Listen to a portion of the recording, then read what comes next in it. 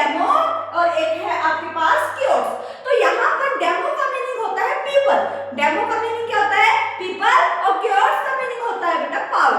तो यहाँ पर जब जनता के हाथों में पावर होती है, लोगों के हाथों में पावर होती है, शक्ति होती है, किसी भी नेता को उस गद्दी से उतारने की, किसी भी नेता को उस गद्दी से उतारने की और दूसरे नेता को बिठाने की, इसी को बोलते हैं डेमोक्रेसी।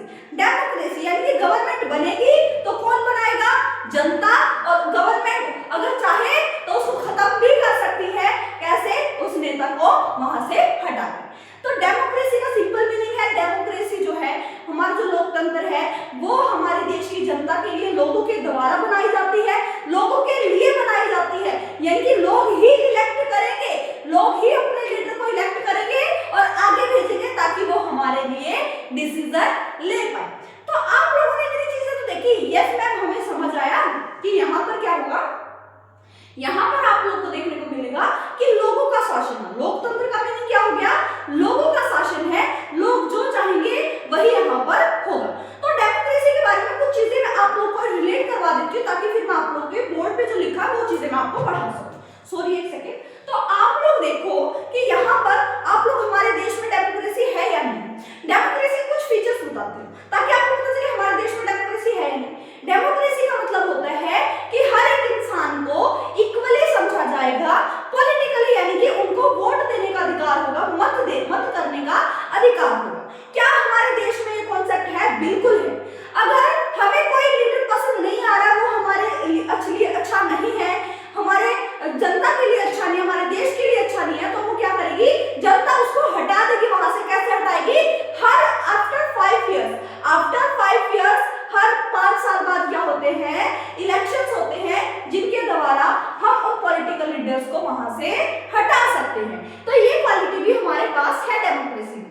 डेमोक्रेसी जो है वो हमें डेमोक्रेसी जो है वो गवर्नमेंट को अकाउंटेबल बनाती है, जवाबदेह बनाती है। अगर गवर्नमेंट ने कुछ ना कुछ ऐसा लॉ कानून पास कर दिया जो जनता के फेवर में नहीं है या फिर नागरिकों के अधिकार का हनन कर रहा है, तो वो जो है उससे क्या होगा, हमारे देश में इतनी पावर है कि वो क्या कर सकता है, जनता को इतनी पावर दे रखी है, अगर उनको लगता है कि हमारे अधिकारों का हनन हुआ या फिर ये सारी चीजें हुई है तो वो प्रोटेस्ट कर सकते हैं, कैंपेन कर सकते हैं, आंदोलन करें, सड़कों पर आ जाए। तो इन सब चीजों से क्या पता चलेगा, गवर्नमेंट को पता चलेगा, सरकार को पता चलेगा कि उन्होंने क्या गलती की है। तो क्या आप लोग को इतनी बातें समझ आई? आप लोग देख पा रहे हो क्या ये सारी चीजें हमारे देश में है? बिल्कुल है। और हमारे देश में आफ्टर 5 इयर्स हमेशा इलेक्शन होंगे, ये बिल्कुल करेक्ट है। और आप लोग देखते होंगे कई बार लीडर्स भी चेंज होते रहते हैं और ये डेमोक्रेसी का ही पार्ट है। आप लोगों ने अब ये चीजें रिलेट कर पा रहे हैं? हाँ जी मैम, 5 साल बाद तो इलेक्शन होते हैं, हमने भी देखे हैं।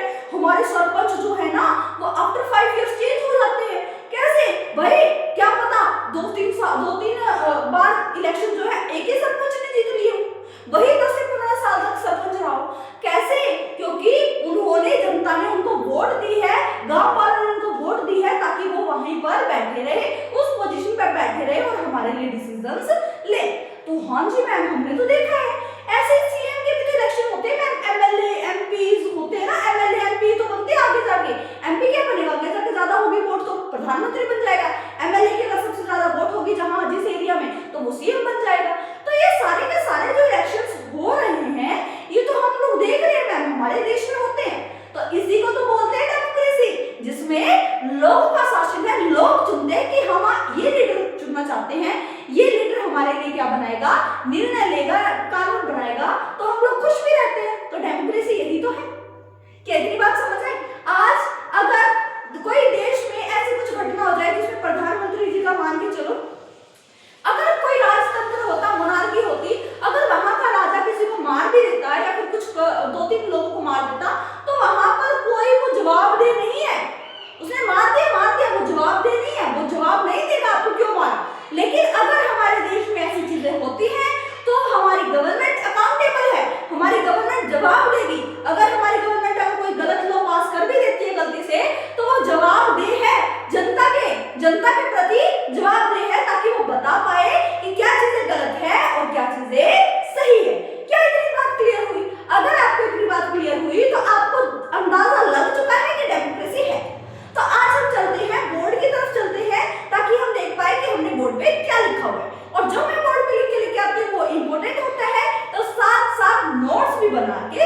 चलो ठीक है। अगर मैं बात करती हूँ व्हाट इज डेमोक्रेसी, डेमोक्रेसी क्या है? डेमोक्रेसी एक ओरिएंटेड वर्ड है जिसको ग्रीक वर्ड है। डेमोक्रेसी क्या है? एक ग्रीक वर्ड है जिस जो है डेमो, एक है डेमो, डेमो का मतलब होता है पीपल, डेमो का मीनिंग क्या होता है?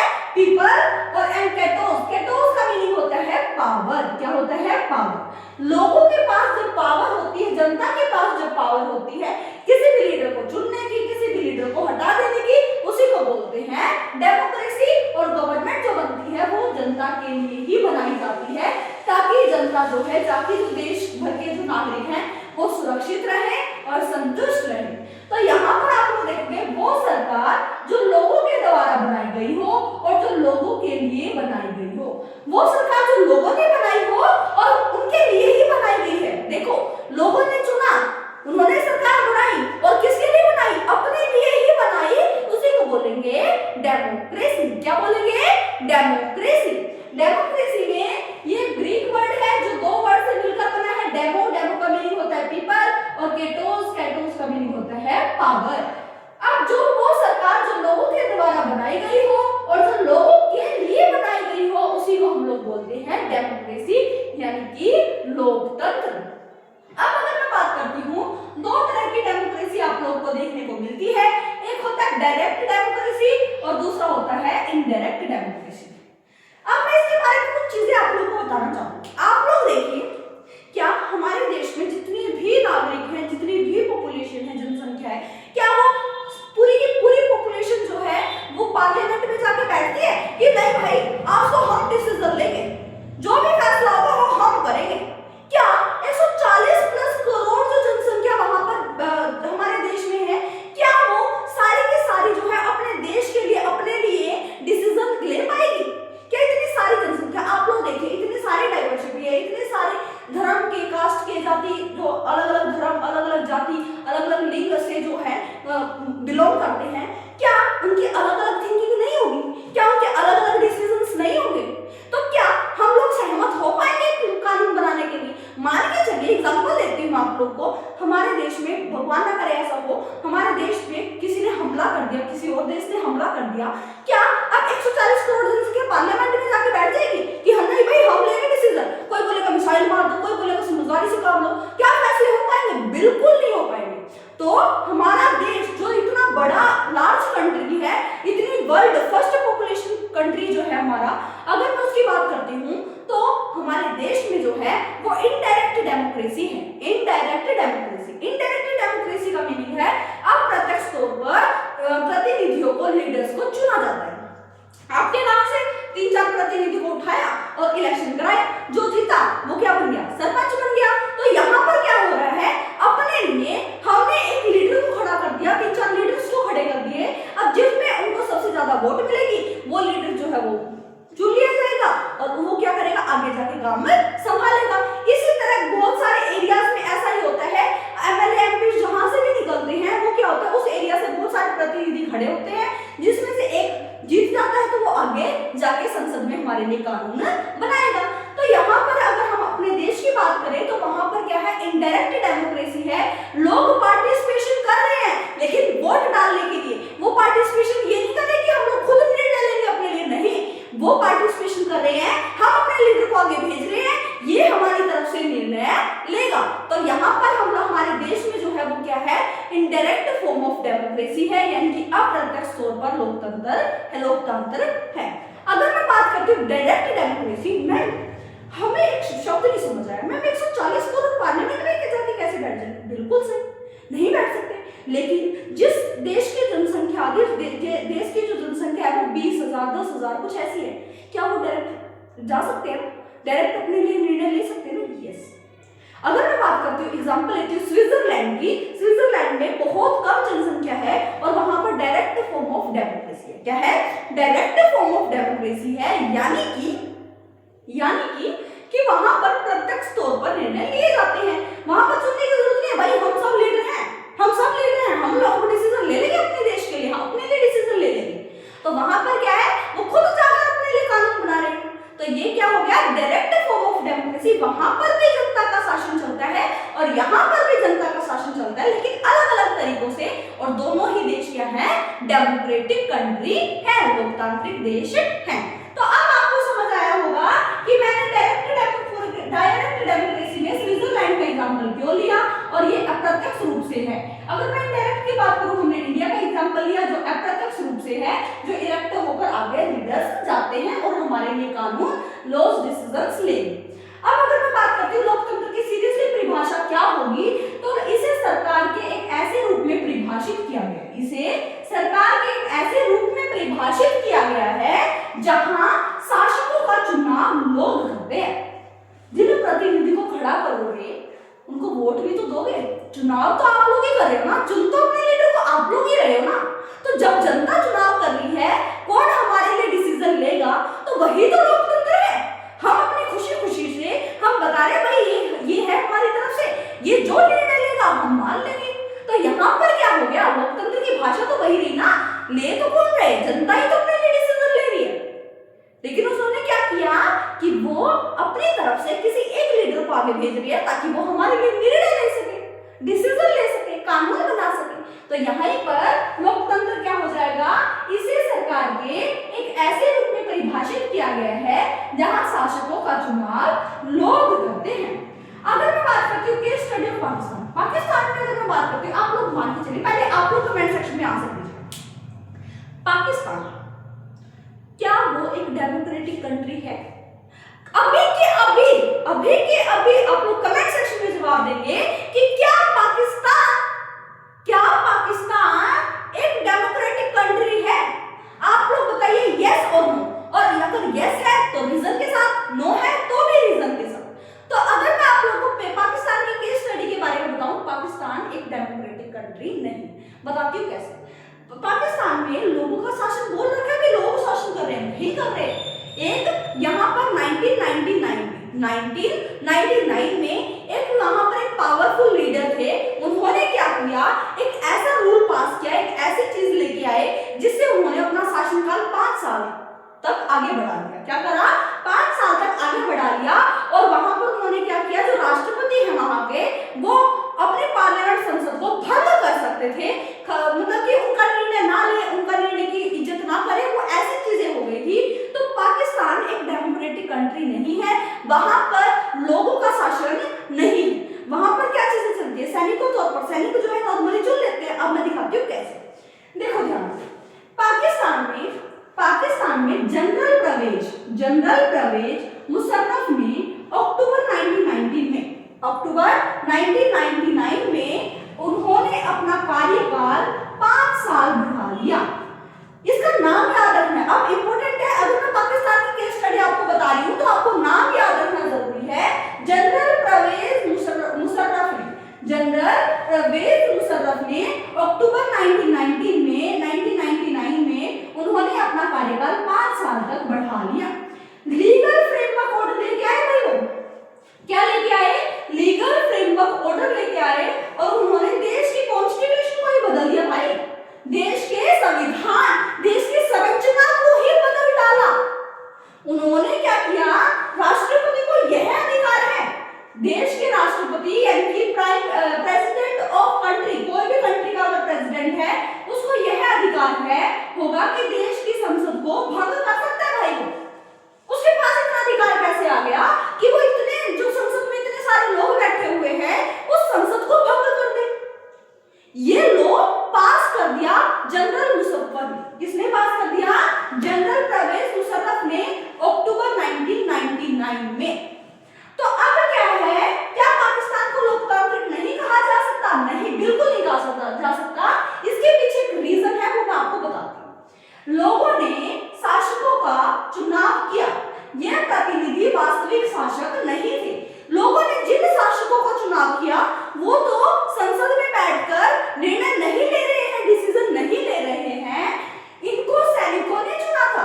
जो प्रतिनिधि चुने गए वास्तविक में, उनको किसने चुना था, सैनिकों ने, जो जहां पर वो आर्मी में। अब आप बताओ, अगर कोई किसी को नौकरी देने के लिए तैयार है, किसी का परिवार चलाने के लिए तैयार है, क्या वो उसी को वोट नहीं देगा? देगा ना उसी को वोट। तो लोकतंत्र कहां से आ गया भाई?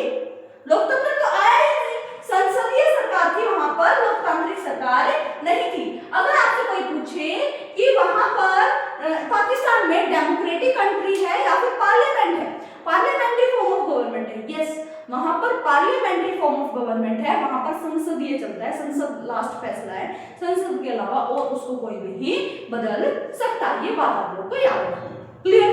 तो अगर आपसे कोई पूछे parliament is a democratic country, no, parliament is not a democratic country and class 9th के स्टडी पढ़िए जाके तो आप लोगों को पता चलेगा। अब अगर मैं बात करती हूँ लोकतांत्रिक सरकार में फ्री एंड फेयर इलेक्शन होने जरूरी है। क्या होने जरूरी है? Free and fair election. अगर हम लोग निष्पक्ष तौर पर चुनाव ना करवाएं तो वो कैसा लोकतांत्रिक देश भाई? मान के चलो अगर हम चुनाव करवा भी दें और सेम ही पार्टी जीतती जा रही है, कितनी भी पार्टी आ जाए, 2 से 3 पार्टी, 2 पार्टी उसके अगेंस्ट खड़ी होगी, एक पार्टी अगेंस्ट खड़ी होगी और जीतना उसी पार्टी का जो पहले से जीत रही है, तो वो कौन सा लोकतांत्रिक हो गया भाई? वहां पर फ्री एंड फेयर इलेक्शन कैसे हो गए? नहीं है फ्री एंड फेयर इलेक्शन। तो लोकतांत्रिक देश में फ्री एंड फेयर इलेक्शन होना जरूरी है। अब यहाँ पर क्या है? यहाँ पर चाइना की अगर मैं बात करती हूँ, वहां पर हमेशा एक ही पार्टी रूल में रहती है, एक ही पार्टी हमेशा जीतती है। तो क्या वहां पर लोकतंत्र है? लोकतांत्रिक की क्या यहाँ पर एक फीचर जो एक विशेषता है, क्या वो वहां पर फॉलो हो रही है? नहीं हो रही है। तो अगर मैं बात करती हूँ चीन में हर बार एक ही पार्टी जीतती है, चीन में हर बार एक ही पार्टी जीतती है। स्वतंत्र और निष्पक्ष चुनावी मुकाबला होना चाहिए, लेकिन चीन में तो ऐसा है ही नहीं। स्वतंत्र हो या ना हो, निष्पक्ष तो नहीं है, बिल्कुल भी नहीं है। अगर एक ही पार्टी बार बार जीत रही है, क्या वो निष्पक्ष है? बिल्कुल भी नहीं। अगर मैं बात करती हूँ लोकतंत्र में चुनाव कराना पर्याप्त नहीं है, लोकतंत्र में चुनाव करा दिया आप लोगों ने, लेकिन फ्री और फेयर ही नहीं है भाई, स्वतंत्र और निष्पक्ष ही नहीं है चुनाव, तो उसका फायदा क्या है? बिल्कुल भी फायदा नहीं है। अगर हम अपने देश में देखें कितनी पार्टीज हैं, आप लोग एटलीस्ट 5 से 6 पार्टीज का नाम बताइए। मेनली आप लोग अपने देश में किसका नाम सुनते हो? बीजेपी सबसे बड़ी पार्टी, कांग्रेस सबसे बड़ी party, Indian national Congress INC जो है हमारे देश की सबसे बड़ी अपोजिशन पार्टी बन चुकी है आज के टाइम पर। और बीजेपी जो है वो रूलिंग पार्टी है। आम आदमी पार्टी का नाम सुना होगा आप लोगों ने, बहुजन समाज पार्टी का नाम सुना होगा आप लोगों ने। तो ये 3-4 का तो मैंने नाम ले दिया, और भी आप लोग बताइए कौन कौन सी पार्टी आप लोग को देखने को मिलती है। तो यहाँ पर सारी पार्टी जो है वो चुनाव लड़ती है, जो पार्टी जीतती है वही क्या बनती है? रूलिंग बनती है, लीडर शासन करती है वहां पर। तो यहाँ पर तो लोकतांत्रिक है, यहाँ पर 7-8 पार्टी जो है अलग अलग जगह पर फैली हुई है, तो वहां पर जो जिस पार्टी के ज्यादा मत होंगे वही पार्टी जो है वो रूल करेगी। क्या इतनी बात समझ आई? तो यहाँ पर क्या है, लोकतंत्र में चुनाव कराना पर्याप्त नहीं है। लोगों के पास इतनी शक्ति और शक्ति हो कि सत्ता में बैठे लोगों को गद्दी से उतार सके। हमारे देश में पावर है, हमारे देश की जनता के पास इतनी पावर है कि जो इस टाइम पर गद्दी पर बैठा हुआ है, उस चीज पर बैठा हुआ है, वो उसको उतार सकते हैं भाई, उसको उतार कर फेंक सकते हैं। इतनी पावर हमारी जनता में है। लेकिन क्या चाइना में इतनी पावर है? नहीं है, चाइना की जनता में इतनी पावर नहीं है। हर बार एक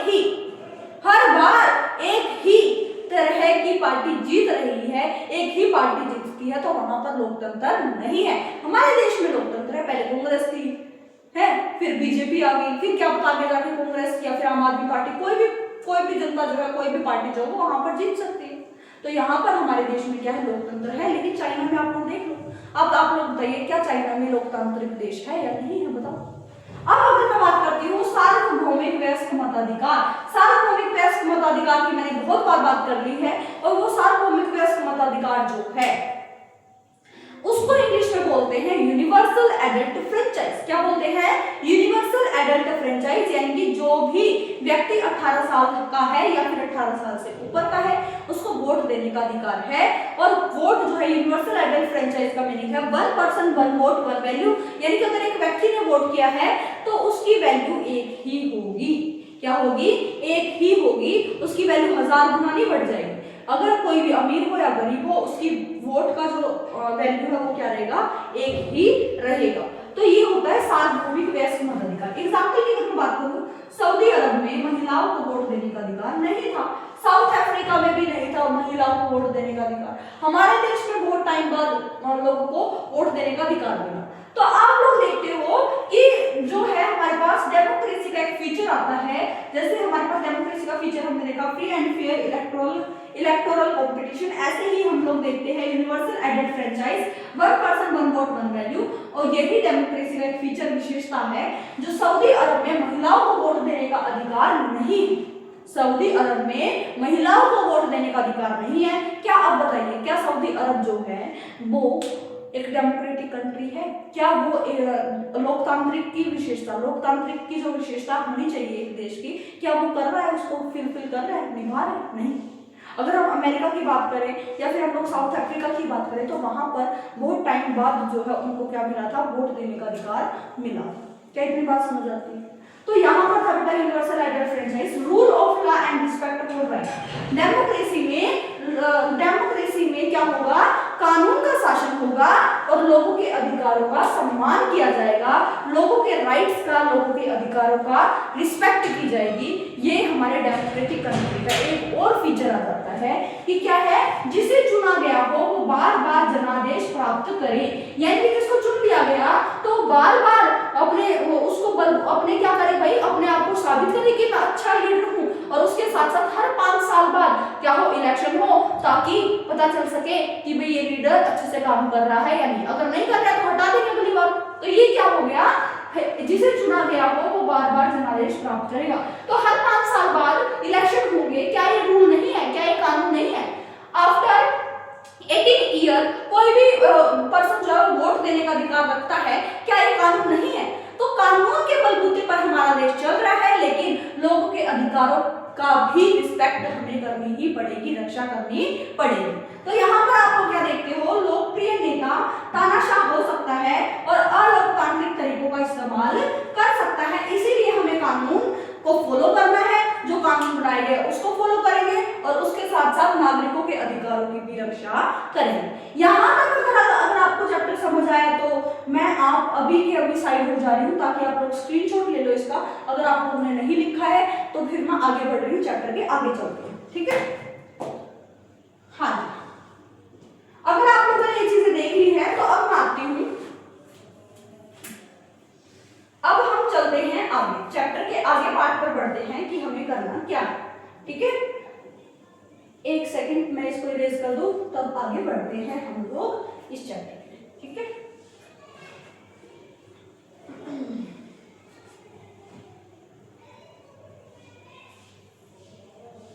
हाँ जी, देखिए, अगर मैं बात करती हूँ कि डेमोक्रेसी के फीचर्स कौन से, फीचर्स ऑफ डेमोक्रेसी, अगर मैं फीचर्स ऑफ डेमोक्रेसी की बात करती हूँ, फीचर्स ऑफ डेमोक्रेसी की बात करती हूँ, तो वहां पर क्या क्या फीचर्स आ जाते हैं? फ्री एंड फेयर इलेक्शन होनी चाहिए। सबसे पहले क्या होता है? फ्री एंड फेयर इलेक्शंस होने चाहिए। सबसे पहला फीचर तो यही आता है। कितनी बात समझ आती है? दूसरा फीचर आता है डेमोक्रेसी का कि वहां पर क्या होना चाहिए? यूनिवर्सल एडल्ट फ्रेंचाइज होना चाहिए। यूनिवर्सल एडल्ट फ्रेंचाइज यानी कि सार्वभौमिक मताधिकार, सार्वभौमिक मताधिकार होना चाहिए। अगर मैं बात करती हूँ गवर्नमेंट की अकाउंटेबिलिटी होनी चाहिए, गवर्नमेंट अकाउंटेबल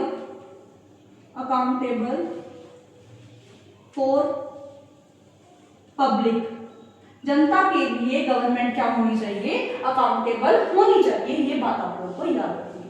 अगर मैं डेमोक्रेसी की मेरिट्स की बात करती हूँ, डेमोक्रेसी की विशेषता मेरिट्स की बात करती हूँ, तो यहीं पर आ जाता है कि डेमोक्रेसी में क्या होता है कि अगर किसी जनता को कुछ रूल पसंद नहीं आ रहे हैं तो वो क्या कर सकती है? वो कर सकती है बेटा प्रोटेस्ट कर सकती है। प्रोटेस्ट कर दिया, कैंपेन कर लिए, सड़कों पर आ गए, आंदोलन कर रहे हैं, सड़कों पर आ गए। तो इससे क्या पता चलेगा? इससे पता चलेगा कि गवर्नमेंट जो है वो गलत है। गवर्नमेंट को पता चलेगा कि वो कहां पर गड़बड़ी कर रही है। गवर्नमेंट को पता चलेगा कि उसने क्या गड़बड़ी की है, चलेगा कि उसने क्या गड़बड़ी की है, उसने क्या गलती की है, ये जो है आप लोगों को डेमोक्रेसी में ही देखने को मिलेगा। क्या इतनी बात समझ आती है? अगर हमें एक लोकतंत्र देश है और वहां के जो लीडर है उन्होंने एक ऐसा कानून बना दिया, जहां पर क्या हो रहा है, वहां पर जहां पर हो रहा है कि उसमें सरकार ने गलत कानून बना दिया, जनता वहां पर क्या कर रही है, कैंपेन कर रही है, प्रोटेस्ट कर रही है, सड़कों पर आ रही है ताकि वो कानून वापस लिया जा सके। तो ये चीजें हमारे डेमोक्रेसी में है, हमारे देश में है ना। अगर कोई गलत कानून बन जाता है वही सड़कों पे पहुंच जाती है, जब देश की जनता क्यों पहुंच जाती है, ताकि सरकार को पता चले कि क्या गलत है क्या नहीं है। अभी अभी एसएससी के एग्जाम्स लीक हो रहे थे, ये चीजें हो रही थी, गड़बड़ी हो रही थी, क्या जनता ने प्रोटेस्ट नहीं किया? बिल्कुल किया। कुछ ना कुछ तो सुधार किया होगा ना एसएससी ने भी, या फिर गवर्नमेंट जो भी वहां पे जो संस्थाएं चल रही है, कुछ ना कुछ तो सुधार किया होगा। उनको पता तो है ना कि हमारी कहाँ पर गड़बड़ी है, कहाँ पर गलती है, तो उसको सुधारने की भी कोशिश कर रहे। तो यही डेमोक्रेसी में होना चाहिए। अगर मैं बात करती हूँ डेमोक्रेसी में वाद विवाद, यानी कि वाद विवाद के बाद कोई डिसीजन लिया जाता है, वाद विवाद के बाद कोई डिसीजन के बाद कोई निर्णय लिया जाता है कि ये जो है ये कानून पास होगा या नहीं होगा। निर्णय लिया जाता है कि ये कानून पास होगा या नहीं होगा। ये बात आप लोगों को याद रखनी है, ठीक है। अगर मैं बात करती हूँ वाद विवाद हो गए, ये सारी चीजें हो गई, और जो एक इलेक्टेड लीडर होगा वही क्या लेगा, जनता के लिए डिसीजन लेगा। इलेक्टेड लीडर होगा वही पब्लिक के लिए क्या लेगा, डिसीजन लेगा। क्या लेगा? डिसीजन लेगा। ये बात आप लोगों को याद रखनी है। अगर मैं बात करती हूँ demerits of democracy, demerits democracy की डीमेरिट्स की अगर मैं बात करती हूँ तो वहां पर आप लोगों को क्या देखने को मिलेगा भाई? अगर आफ्टर 5 इयर्स अगर बार-बार इलेक्शंस होंगे, तो हमारी जो गवर्नमेंट है वो संतुलित नहीं होगी भाई, संतुलित नहीं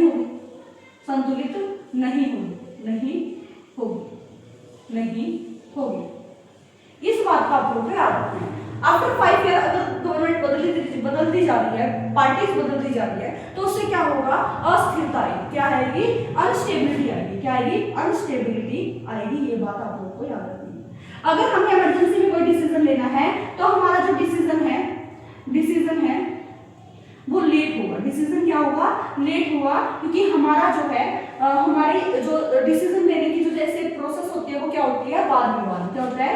वाद विवाद होने के बाद ही हम किसी ना किसी निर्णय पर पहुंचेंगे। और मान के चलिए हमारे देश में इतनी ज्यादा इमरजेंसी आ गई, किसी देश ने हमला कर दिया, तो वाद विवाद लेके डिसीजन लेना जो है वो हमारे लिए क्या बन जाती है? डीमेरिट्स बन जाती है। क्या बन जाती है? डीमेरिट्स बन जाती है। और डीमेरिट्स में आपको पता है हर एक व्यक्ति जो अपने लिए निर्णय नहीं ले सकता है। हर एक व्यक्ति के पास इतनी समझ नहीं होती है, हर एक व्यक्ति के पास इतनी समझ नहीं होती है कि वो अपने लिए निर्णय ले पाए। समझ नहीं होती है कि वो अपने लिए निर्णय ले पाए। वो नहीं होती है कि वो अपने लिए निर्णय ले पाए। अपने लिए निर्णय ले पाए। ये बात भी आप लोगों को याद रखनी है, ठीक है। अगर अस्थिरता आ गई, अनस्टेबिलिटी आ गई, डिसीजन लेट हो रहा है, क्योंकि हमारा जो है वो क्या है? वाद विवाद के बाद ही क्या हुआ? डिसीजन लिया जाएगा। हर एक व्यक्ति के पास इतनी समझ नहीं होती कि वो अपने लिए निर्णय ले पाए। तो यहाँ पर डीमेरिट्स ऑफ डेमोक्रेसी आप लोग को देखने को मिलेगा बेटा, और यहाँ पर मेरिट्स ऑफ डेमोक्रेसी आप लोग को देखने को मिलेगा। तो ये बात आप लोग को याद रखनी है। यहीं पर आपका चैप्टर समाप्त हो जाता है। बस एक करके स्टडी और याद रख लेना। हमारे देश में कुछ सालों बाद, आजादी के कुछ सालों बाद 1962 में के अंडर में क्या हुआ था कि भूखमरी आ गई थी, अकाल पड़ गया था, जिससे जनता जो है भूखी मर गई थी। चाइना में भी ऐसा हुआ। चाइना में बहुत लोग जो है वो भूखे मरे हैं, उनकी डेथ हुई है, मर गए वो। अब क्या हुआ? हमारे देश में भी अकाल पड़ा था, लेकिन जितनी बुरी हालत चाइना की थी उतनी बुरी हालत हमारी नहीं थी। हमारे देश में ये चीज भी लागू की गई। क्या चीज लागू की गई? कि हमारी जो गवर्नमेंट है, सरकार है, वो हमें क्या देगी?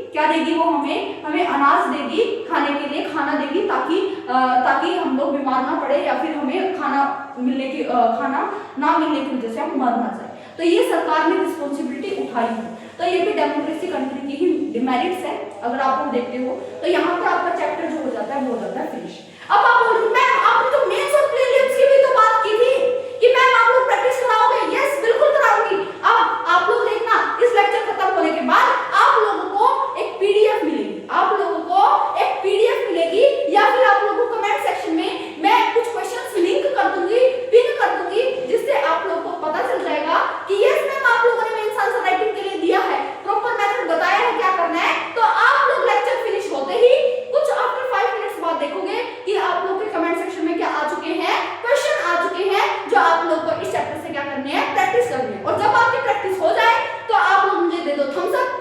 में हो गए? अगर ना हो तो मुझे कमेंट सेक्शन में बता दें। मैम आप अगले लेक्चर में इन्हीं क्वेश्चंस को दोबारा रिपीट करना, मैं इन्हीं क्वेश्चन को दोबारा रिपीट करूंगी। तो अभी लेक्चर ओवर हो चुका है। तो आप लोग को अगर ये लेक्चर पसंद आया हो, आप लोग को लगा हो कि हमारे कॉन्सेप्ट क्लियर हुए हैं, तो इस बात पर, इस अच्छी चीजों पर, ये कॉन्सेप्ट जैसे कि मैं कॉन्सेप्ट्स लेके आ रही हूँ, जैसे कि मैं एनसीईआरटी सीरीज लेके आ रही हूँ, अगर आपको डेली देखना है तो आप लोग चैनल को कर दे